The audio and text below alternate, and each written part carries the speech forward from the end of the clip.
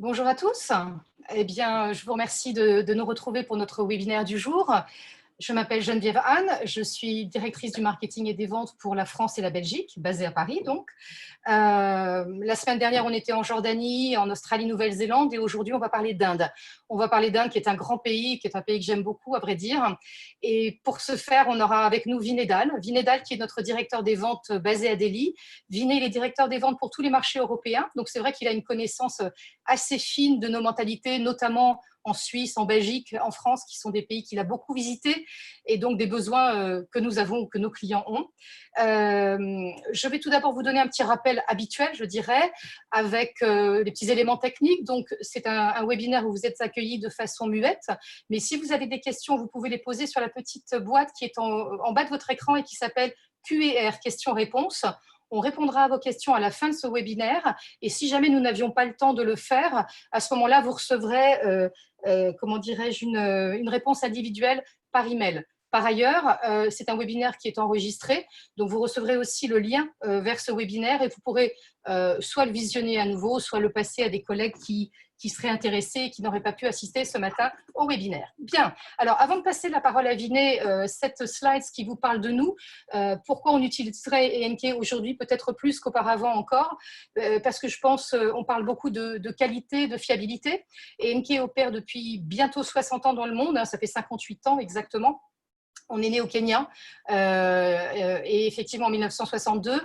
Et voilà, on va dire 60 ans qu'on opère des voyages individuels sur mesure de qualité. Donc, on connaît bien nos destinations, on est présent dans énormément de pays du monde, mais toute cette expérience, on peut la mettre aussi à profit sur une question de gestion de crise, puisqu'effectivement, malheureusement, au fil des 20 années qui se sont écoulées, là, on a été, comme toute la profession, exposé très fortement à un certain nombre de crises à gérer. Donc, c'est vrai qu'on est très présent, même lorsque vos clients sont loin de chez eux et un petit peu inquiets pour telle ou telle raison. Vous savez que vous avez un partenaire sur place qui va les suivre, qui va les assister, qui va vous donner des informations. Ça, c'est une expérience qui est, je crois, aujourd'hui, en ces temps post-Covid, assez précieuse.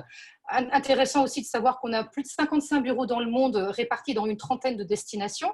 Là, ça nous permet bien sûr de vous donner des itinéraires de qualité éventuellement combinés, d'être capable de sortir des circuits classiques pour aller chercher des informations sur le terrain parce qu'on connaît ces pays comme notre poche. À nouveau, c'est vrai aussi qu'il y a toujours quelqu'un d'ENK, je dirais, à proximité et qui est capable d'être en contact avec vos clients, mais de vous donner aussi des nouvelles de vos clients et capable également de produire, je dirais, des expériences un petit peu particulières parce qu'on est toujours très proche du terrain. Une autre chose sur laquelle j'aime insister, c'est sur nos process de santé et de sécurité. C'est un process qui existe depuis très longtemps chez nous. Hein.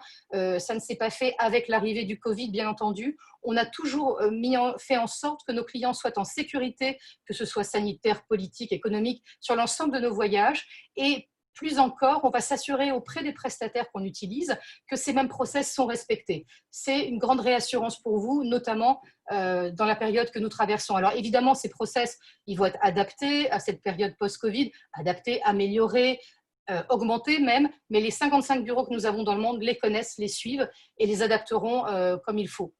Un autre point important, c'est la qualité de nos relations avec nos fournisseurs. Ce sont des relations qui existent depuis très longtemps.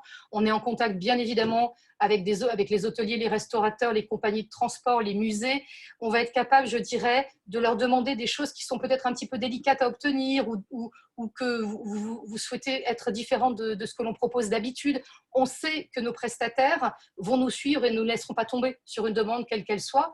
On est aussi en contact avec tous les autres niveaux de prestations, c'est-à-dire les ambassades, les consulats, les différentes autorités touristiques. Et là aussi, on est capable de faire remonter l'info et de prendre les mesures qui s'imposent si c'est nécessaire. Donc, ces partenariats sont extrêmement importants pour nous. Et puis, alors, le dernier point avant de passer à la slide suivante, c'est vraiment avec un petit clin d'œil, j'ai envie de vous dire, nous, on connaît le privatif. Depuis toujours, on fait des voyages à la carte, sur mesure, privatif. Donc, on connaît cette fameuse distanciation physique qui est très à la mode en ce moment. On offre bien sûr des transferts privatifs, des guides privatifs dans certains pays, des systèmes audio qui permettent de n'être pas nécessairement collés au guide pour entendre ce qui se dit, mais également, on peut vous proposer des activités qui se font en privatif ou de visiter un musée ou un lieu avant ou après les heures d'ouverture. On va être capable de laisser des sièges vides dans des véhicules plus grands pour le confort de vos passagers. On a l'habitude d'utiliser des modes d'hébergement qui sont très intimistes même, des petits lodges perdus au milieu de la nature, des îles qu'on peut éventuellement privatiser ou sur lesquelles on va utiliser des hôtels de petite taille. On a un portfolio de villas, de boutiques hôtels avec du charme et surtout avec des tailles plus limitées qui nous permettent d'emblée d'échapper à la foule d'une manière plus générale. Donc voilà, ça c'est Encke aujourd'hui et j'espère vous avoir donné envie et encouragé à utiliser Encke en ces moments un petit peu difficiles. La carte que vous avez devant vous maintenant, c'est l'ensemble de notre réseau dans le monde. Donc, c'est juste pour illustrer le fait qu'on est présent dans ces fameux 55 bureaux. J'insiste juste sur 2 points. D'abord, un petit point qui est aux États-Unis. C'est tout récent, on a ouvert en janvier dernier. Donc, on a maintenant une opération aux États-Unis basée dans le Colorado, à Boulders. Et le deuxième point sur lequel j'aimerais insister, c'est qu'au-delà du fait qu'on peut produire des itinéraires combinés ou pas dans une trentaine de pays, on n'est pas uniquement un opérateur du luxe. Ok, on a toujours été historiquement positionné dans le luxe, mais pas uniquement ou plus uniquement. Notre portfolio de prestataires, enfin de lodges et d'hôtels, de camps notamment, s'agrandit de plus en plus et toujours pour répondre à des demandes un petit peu moins sophistiquées, qui seraient plus abordables, qui iraient vers un hébergement de charme, plus expérimentiel et qui correspondent peut-être très bien aujourd'hui à ce que souhaite recevoir la clientèle européenne, donc nos clientèles à nous ici en Suisse, en France et en Belgique. Voilà, je termine ma petite introduction avec une diapositive sur Sanctuary Retreats pour vous rappeler simplement que cette marque fait partie du groupe Abercrombie Kent et que ce soit nos lodges en Afrique, nos lodges et nos camps en Afrique, que ce soit nos bateaux sur le Nil, sur l'Irrawaddy au Myanmar ou sur le Yangtze en Chine, vous allez retrouver la même volonté d'intimité, de confort, de qualité et de sérieux, je dirais, que dans les opérations d'Abercrombie Kent. Donc, vous pouvez utiliser toutes ces propriétés sans aucun souci. Voilà, je vous remercie de votre attention. Je vais passer la parole à Vinet. Je vous retrouve juste à la fin de ce webinaire pour notre petite session questions-réponses. À tout à l'heure, merci. À toi, Vinet. Bonjour, merci Geneviève. Bonjour, ça me fait plaisir de pouvoir communiquer au dehors de nos frontières. Merci de vous être joints à nous aujourd'hui. Je vais commencer la session du webinaire par faire un point sur la situation en Inde et sur la façon dont nous allons nous préparer pour notre prochaine saison, pour l'après-Covid. Juste pour vous donner un aperçu, Inde a réagi vite sur la situation. Le 25 mars, on est rentré en confinement total en Inde. Juste avant la fermeture, on a réussi à évacuer tous nos clients de toute l'Inde et on a organisé le retour chez eux. Tout cela s'est passé sans problème grâce à notre approche proactive. La raison pour laquelle on a mis le confinement en place de bonne heure était de consolider notre système médical. Le confinement nous a vraiment aidé, grâce auquel notre taux de conversion, guérison, à ce jour est de 97%. Le confinement a été levé progressivement depuis le mi-mai. Les compagnies aériennes nationales ont redémarré leurs vols. Les trains sont en marche. Depuis hier, le traitement des demandes de visa pour le Royaume-Uni a repris de manière progressive. C'est déjà une très bonne nouvelle pour nous. On attend que ce sera bientôt au tour des vols internationaux de reprendre leur activité. On espère que l'Inde ouvrira la frontière bientôt et que ce jour n'est pas si loin. Abercrombie est présent en Inde depuis 35 ans. Nos 5 bureaux et nos 250 agents associés offrent une gamme complète de services de voyage. Peu importe où vous allez, vous avez toujours un responsable Abercrombie & Kent.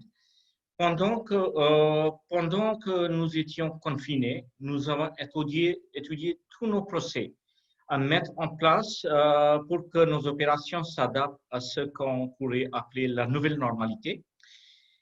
Vous avez d'ailleurs peut-être reçu le document que nous avions rédigé, résumant déjà tous ces process. En ce qui concerne nos protocoles que nous avons abordés, nous nous assurerons que nos représentants de l'aéroport, nos chauffeurs, nos guides adhèrent aux nouveaux protocoles. Des véhicules appropriés seront proposés pour assurer l'éloignement physique des conducteurs et des invités. De même, tous nos hôtels partenaires ont redéfini des procédures de sécurité et sont prêts à accueillir les clients.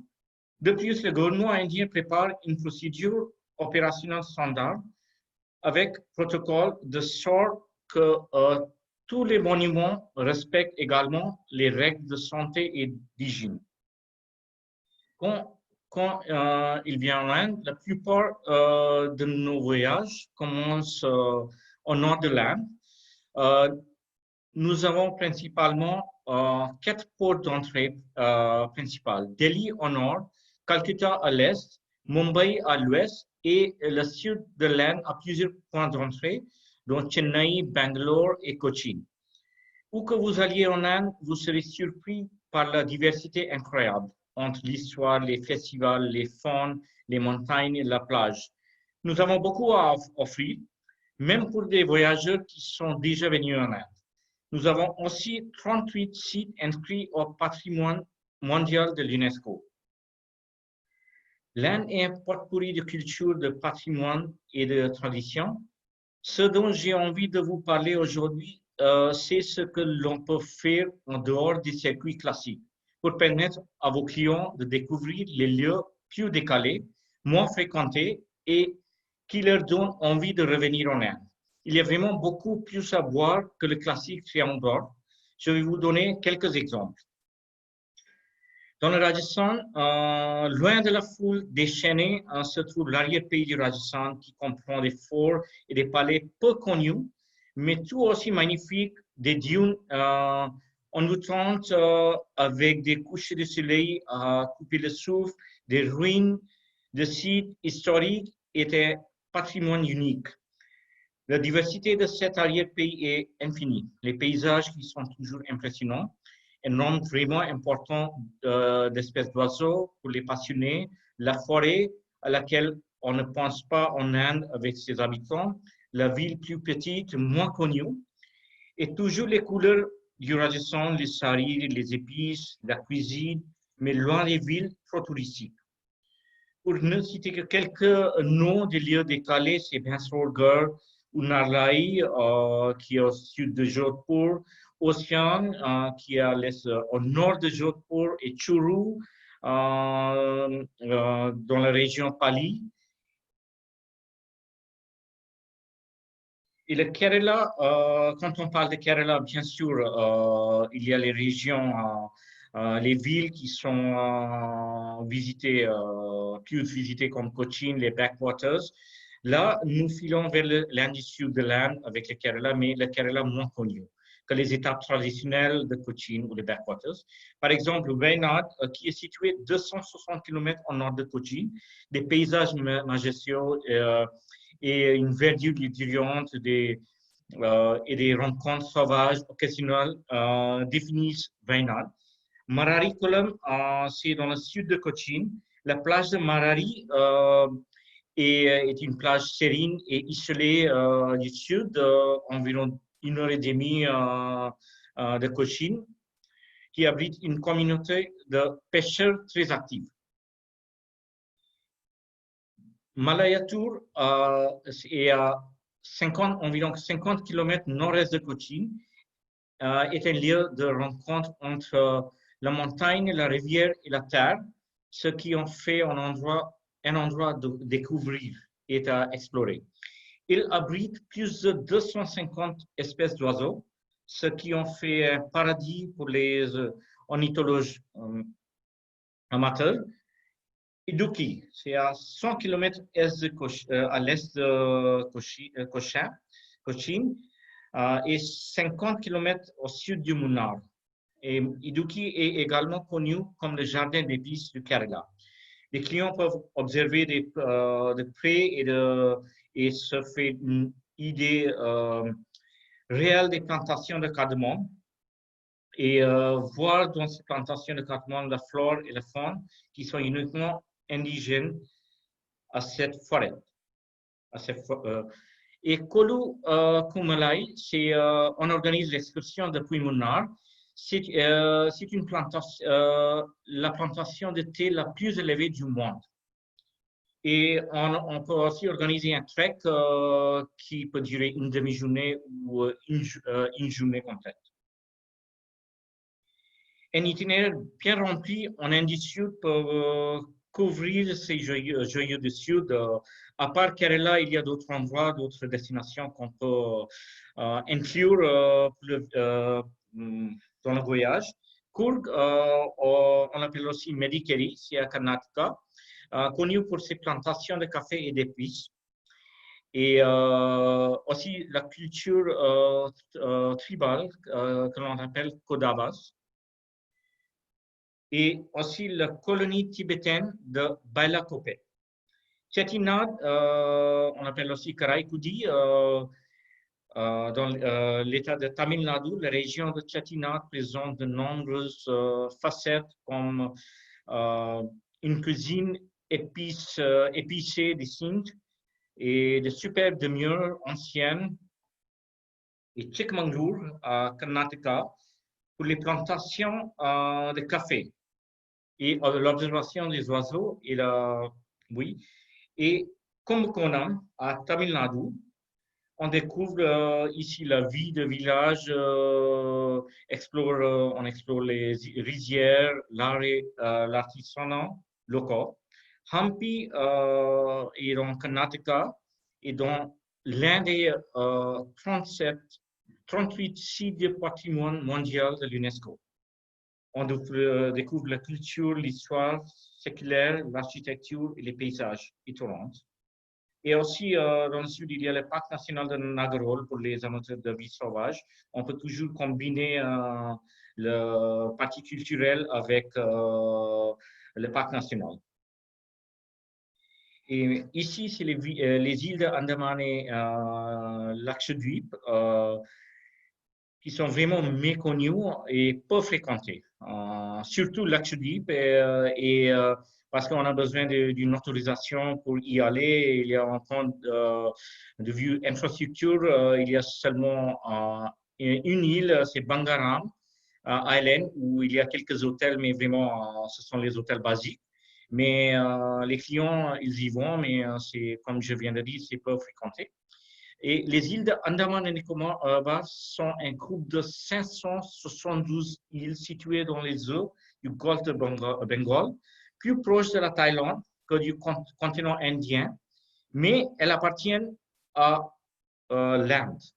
Les îles se trouvent à une distance d'environ 1200 km du continent. Et sur les 570 îles, seules 38 sont habitées et parmi elles, très peu sont accessibles en Andaman.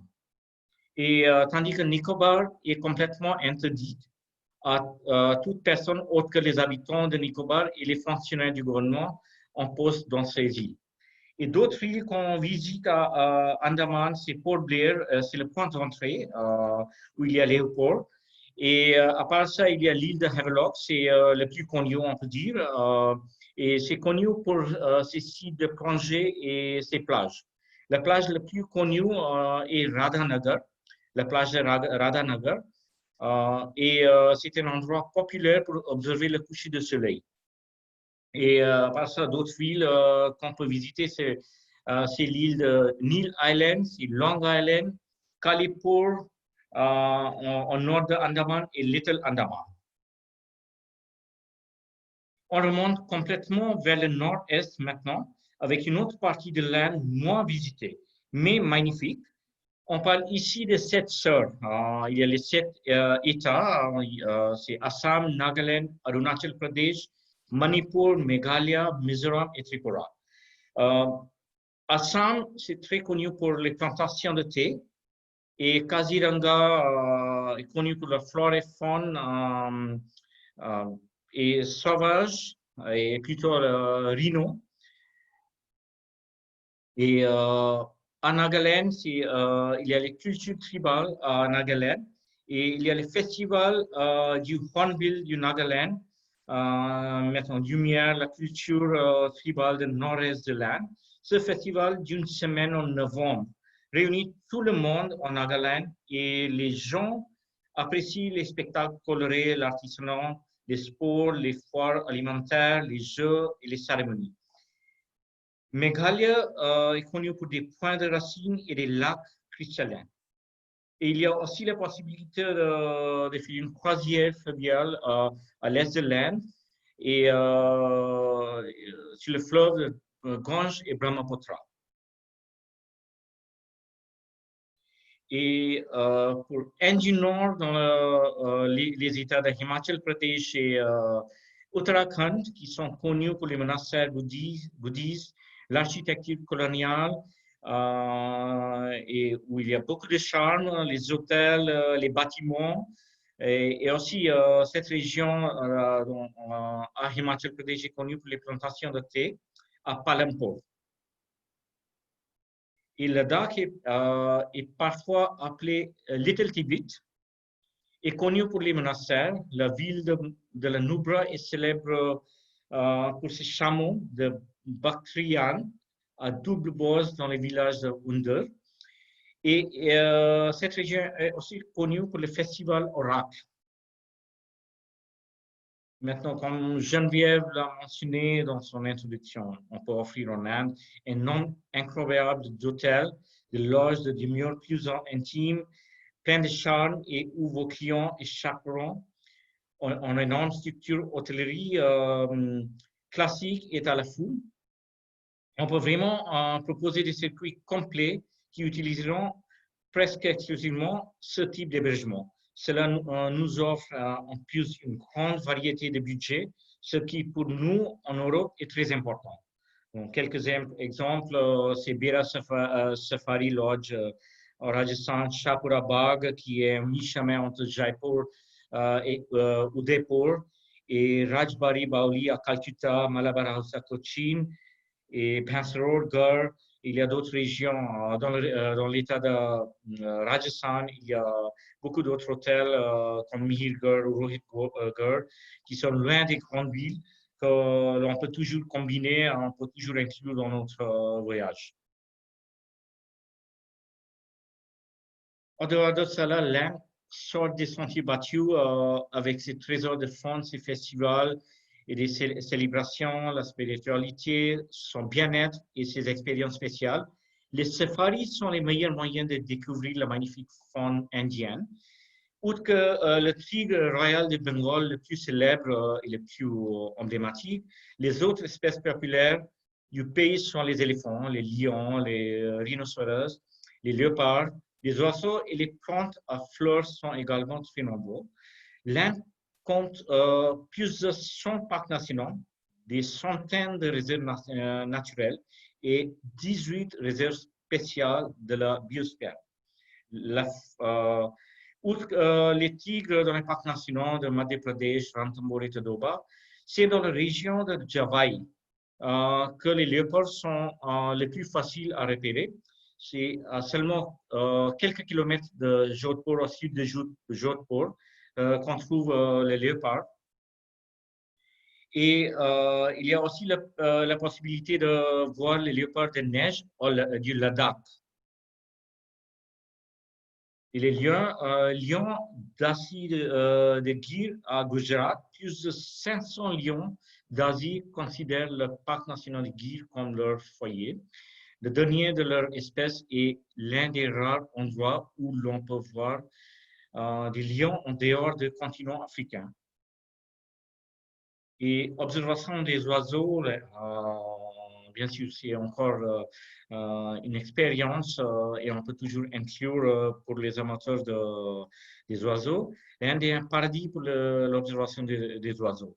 En particulier dans les sanctuaires d'oiseaux où l'habitat essentiel a été préservé. Et l'hiver est généralement la meilleure période pour l'observation des oiseaux, car le nombre d'endroits reçoivent des oiseaux migrateurs qui sont attirés par le temps plus chaud du climat subtropical de l'Inde. Et il existe de nombreuses possibilités d'hébergement des hôtels de luxe loges rustiques bien adaptées à l'ambiance. Donc, tout est possible dans tous ces parcs nationaux. Les festivals font partie de l'Inde. Les clients ont la possibilité de célébrer les moments spéciaux de la vie en Inde, de renouvellement des vœux, de mariage, de célébration d'événements particuliers comme le 50e anniversaire ou 25e anniversaire de mariage, etc. Les clients peuvent également célébrer les festivals comme Holi, Diwali avec les locaux. Il y a les rois du Rajasthan, la famille royale du Rajasthan, ouvrent souvent les portes de leur palais à nos estimés invités pendant cette période. Les Indiens savent comment on fait les fêtes. Les invités ont l'occasion de faire la fête avec style, avec les locaux, qu'il s'agisse de secouer les jambes en son de la musique Bollywood ou de participer à un atelier de danse Bollywood. Le plaisir est garanti. Un autre grand pilier est spiritualité. Aucun voyage en Inde ne peut être complet sans éléments de spiritualité que vous apprécierez lors d'un voyage en Inde. Spiritualité, on dit qu'en Inde, il y a 33 millions de dieux et déesses, et le cercle de la vie. Tous ces éléments remontent à la ville sainte de Varanasi. Varanasi, cette ville la plus sacrée du monde, remonte à 5000 ans.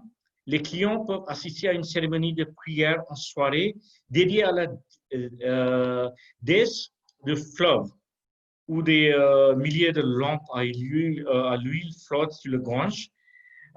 C'est aussi le moment où les ghats prennent vie, créant une aura mystique, mais festive dans les ghats. Et les prêtres exécutent des rituels avec la lampe en laiton pour la cérémonie.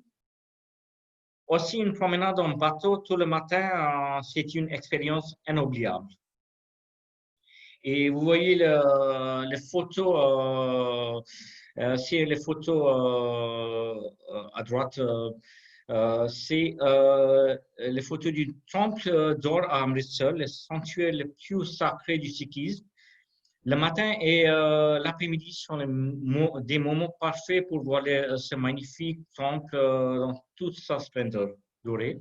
Le soir aussi, vous pouvez visiter le temple d'or pour assister à une cérémonie vénérant le livre sacré alors qu'il est transporté en procession du temple à siège du Parlement sikh.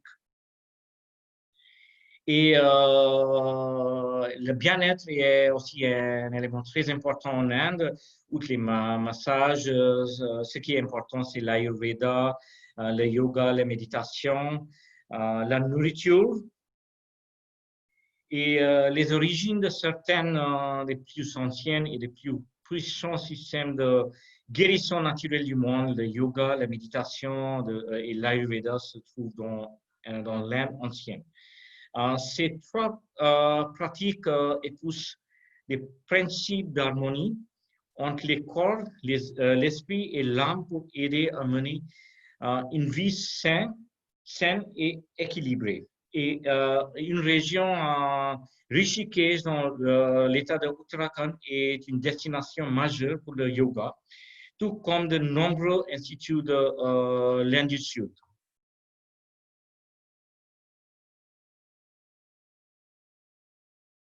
Et il y a beaucoup de possibilités, beaucoup d'hôtels qui sont disponibles partout en Inde sur le bien-être. En parlant de certaines expériences spéciales où que vous alliez, il y a beaucoup de possibilités pour profiter de l'Inde comme les habitants le font.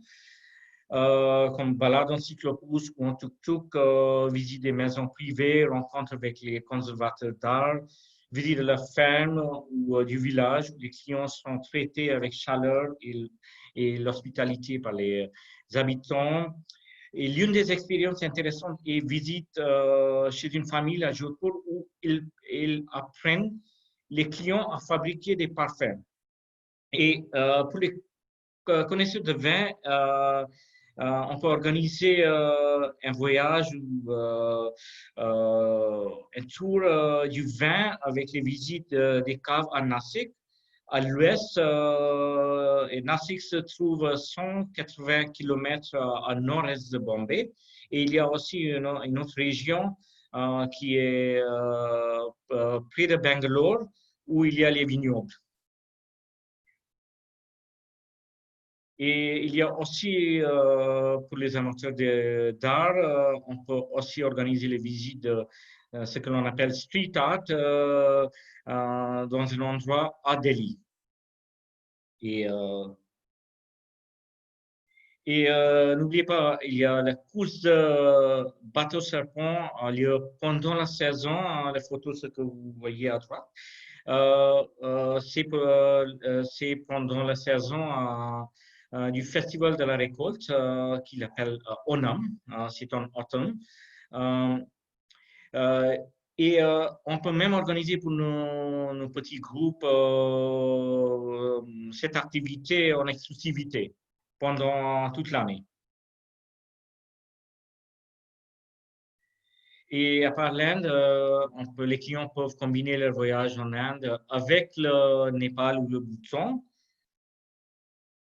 Népal a beaucoup à offrir. Le sentier bouddhiste, on peut combiner l'Inde et le Népal, le voyage culturel avec Katmandou et Pokhara, et la vie sauvage dans le parc national de Chitwan, et la possibilité de trek en Mustang et dans l'Annapurna ou jusqu'à camp de base de l'Everest. Bhoutan est connu pour les gens qui sont des monastères. Les clients peuvent passer du temps avec des moines. Aussi connu pour le tir à l'arc. C'est le sport national du Bhoutan. Les clients peuvent essayer eux-mêmes. Il y a aussi la possibilité de faire des excursions dans les villages et aussi du trekking, du vélo, du rafting, etc. Et chez Abercrombie & Ken, où que nous opérions, nous soutenons toujours des projets caritatifs. On est des écoles à Delhi, à Jaipur et à Udaipur. Quelques-unes des expériences pour nos voyageurs développées dans le cadre des projets Abercrombie & Ken philanthropiques. Fait du surf volant avec les enfants de l'école à Jaipur. Vous allez participer aux activités qui font les enfants, comme la peinture sur la poterie ou l'impression sur tissu. Et merci beaucoup pour votre attention. Maintenant, je laisse Geneviève reprendre la parole et je suis à votre disposition pour toutes vos questions. Namaste. Merci beaucoup, Vinay. C'était un grand tour de l'Inde, du nord au sud, du sud au nord. C'est parti un peu dans tous les sens. J'espère que ça vous aura donné envie de découvrir des régions un petit peu moins connues de ce très beau pays et de participer à nos expériences. Je n'ai pas besoin de le dire ou de le répéter. L'Inde est un pays où on va une première fois et ensuite on y va 3 fois, 4 fois, 5 fois. Donc voilà, je regarde, si vous avez des questions, pardon, c'est le moment. Alors, on en a juste une pour le moment et ensuite on pourra peut-être conclure notre webinaire. On me demande, Vinay, est-ce qu'on peut aller en Inde à une autre période que la saison habituelle? Alors, pour tout le monde, même si beaucoup d'entre vous le savent, la saison habituelle, c'est quoi? C'est de octobre jusqu'à avril à peu près. Oui, octobre jusqu'à avril et même septembre est une période où les clients ils visitent parce qu'ils peuvent profiter de tarifs de basse saison. Il n'y a pas de grande différence de température entre septembre et octobre, c'est presque le même temps. À part ça, oui, toute l'Inde, c'est vraiment la saison, c'est entre octobre et mars, c'est ce qu'on dit. Mais il y a des régions qui peuvent, où la saison, c'est pendant l'été pour nous. C'est dans un endroit, une destination, c'est le Ladakh, où la saison, c'est juin, juillet, août, septembre. C'est 4 mois dans la région de Ladakh qui est ouverte aux touristes. Et bien sûr, pour la vie sauvage, pour les clients qui veulent vraiment visiter, voir le léopard de la neige, ils sont obligés de visiter le Ladakh en hiver, en décembre, janvier, février, mars. Mais à part ça, la vraie saison à Ladakh, c'est l'été pour nous, entre D'accord. juin et septembre. Oui. D'accord, donc c'est intéressant parce qu'effectivement, finalement, l'Inde est une destination pour l'année entière, l'Inde et les pays environnants. Bien, bah, écoute, Vinay, merci infiniment pour cette présentation générale. J'espère que ça Merci. vous aura inspiré les uns et les autres quand on pourra retourner en Inde, ce qu'on espère bientôt. Ouais. D'ici là, je vous rappelle que notre prochain webinaire a lieu jeudi et on parlera cette fois-ci d'Asie du Sud-Est. Donc, merci encore une fois à tous pour votre attention. Merci Vinay pour ta Merci et présentation. à bientôt. Namaste. À bientôt. Merci beaucoup à tous. Au revoir.